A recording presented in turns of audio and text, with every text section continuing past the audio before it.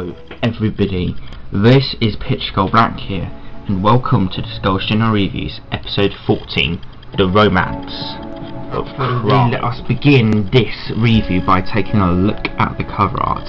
So we have the kind of traditional style of the Virgin Missing Adventures.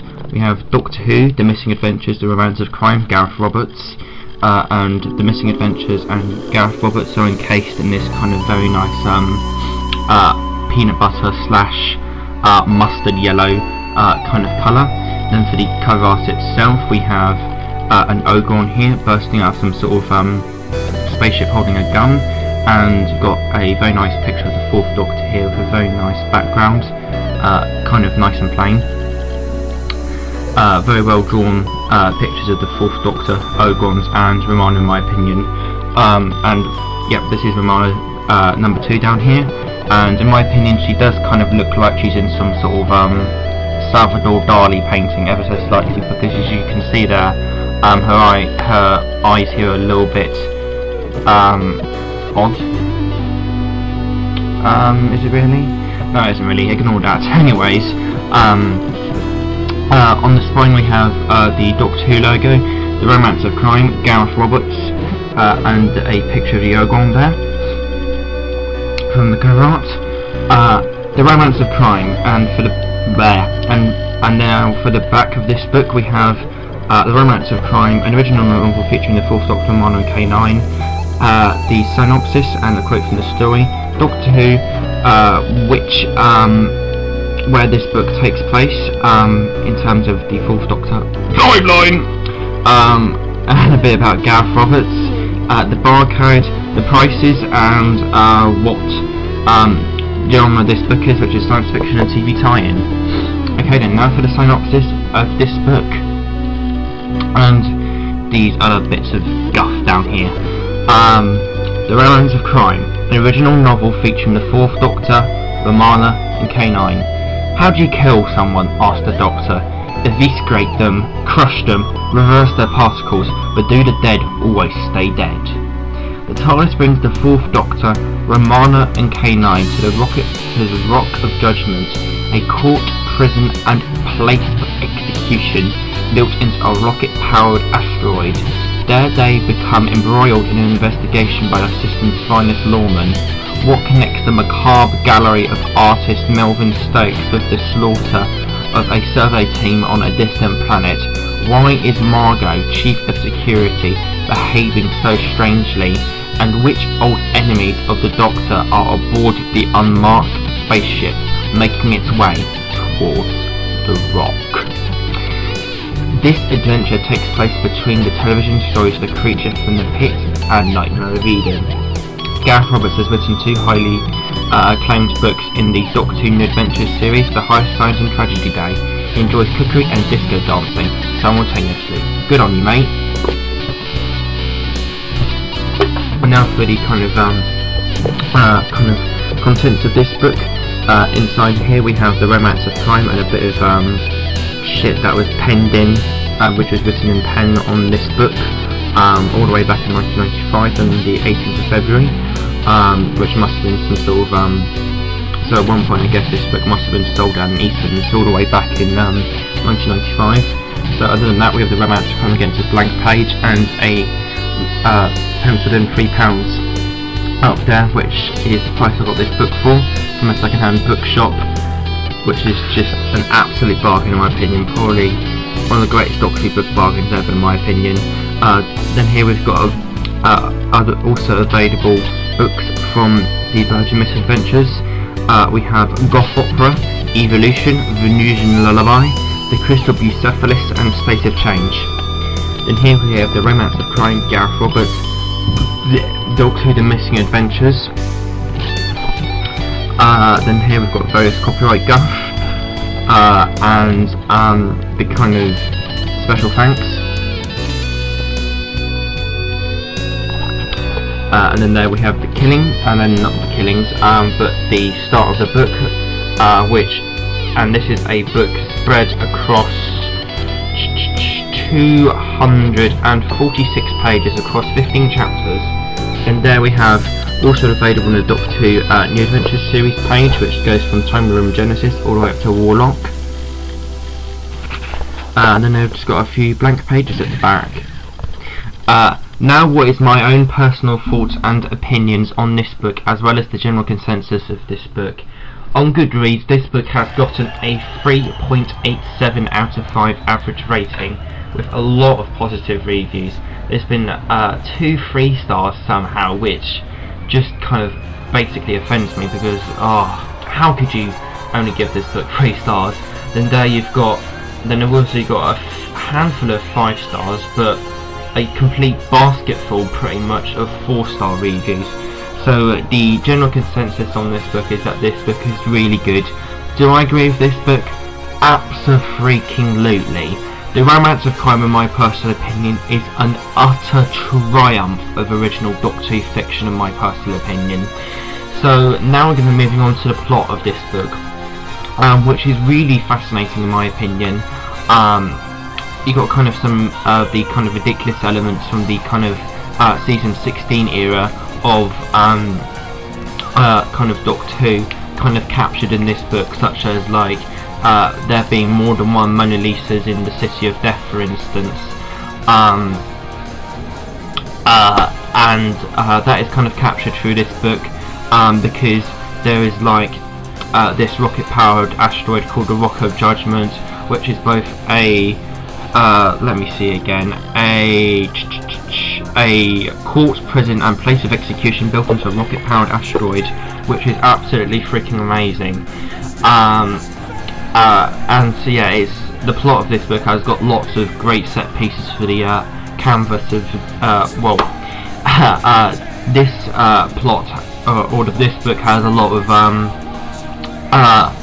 great kind of set pieces as well for the paints of the plot to run wild, so to say. So yeah, the plot, in my personal opinion, is absolutely fantastic. You've basically got the Doctor and Romana landing, and K9 as well, landing on the on the Rock of Judgment. I think initially they get arrested, but I'm not too sure. But eventually they become embroiled in, I believe it's Spigot's kind of investigation into some certain kind of an investigation by Spigot. Sorry, I'm kind of stumbling with this. It's been quite a while since I've read this book. Eventually I become kind of embroiled in this investigation with Spigot, which is kind of investigating how certain people, 2 like explorers, died on this completely barren planet a couple of years before the majority of this book is set. So in a way it's kind of a mission to the unknown type thing. Anyway, so I think Spigot was like investigating how the deaths of that had happened, and it turns out it happened by the power of Zeus, which is this entity that possesses this special kind of mask created by Melvin Stokes. Basically the way this happens is that this criminal that was like the most dangerous person in the entire universe at one point was executed in a way, was executed from, I think, some sort of particle dispersion execution, and her entity, or her spirit in a way, through alien means, kind of possessed in this mask in a way, and those powers of Zeus are brewing up again and kind of starting to wreak havoc on the kind of setting of this book,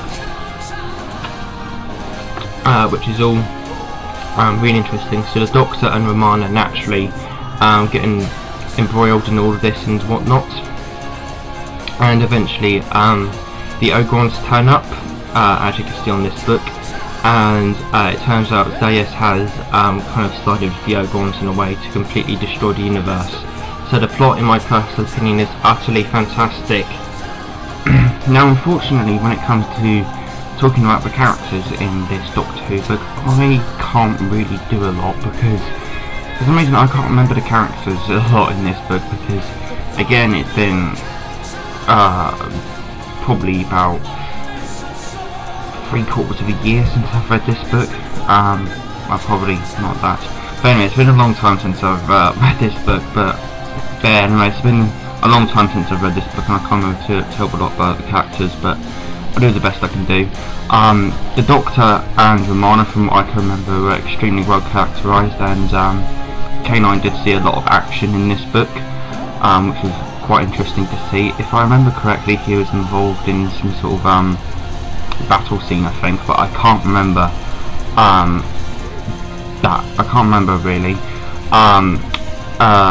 Supporting characters, Melvin Stokes and Spigot, they were really interesting characters, and were quite very interesting plot devices, such as Stokes, for example, which is this kind of sculptor or artist that creates kind of art memorabilia from kind of like war criminals and stuff like that, and kind of plays a major part in kind of Zaius in this book, which I'll get onto in a minute.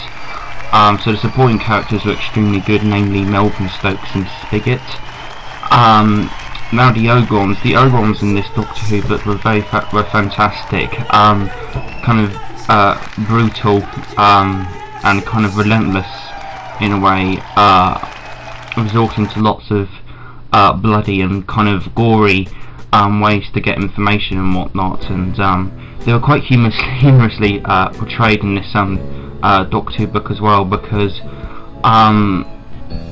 Zaius is practically in alliance with the Ogrons, and it's quite funny what she actually feeds the Ogrons. I can't remember what the other thing was, but part of their meal was, all their meals were warm beer, which was quite funny. So seeing Ogrons in this Doctor Who book drinking warm beer was quite humorous to see. Now we're going to moving on to the actual kind of main villain of this book, Zaius.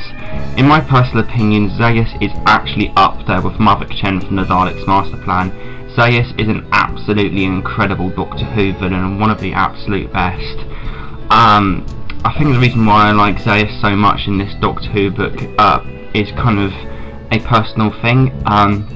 As you may or may not know, I am a big fan of the TV series Ghost Adventures with Zach Bagans and Aaron Goodwin and their other chums. If you've seen that show, you know what I'm talking about, and I used to be a really big fan of that, and I still really like it today to some point. And not only that, I'm into the paranormal quite a bit and whatnot, so it's very kind of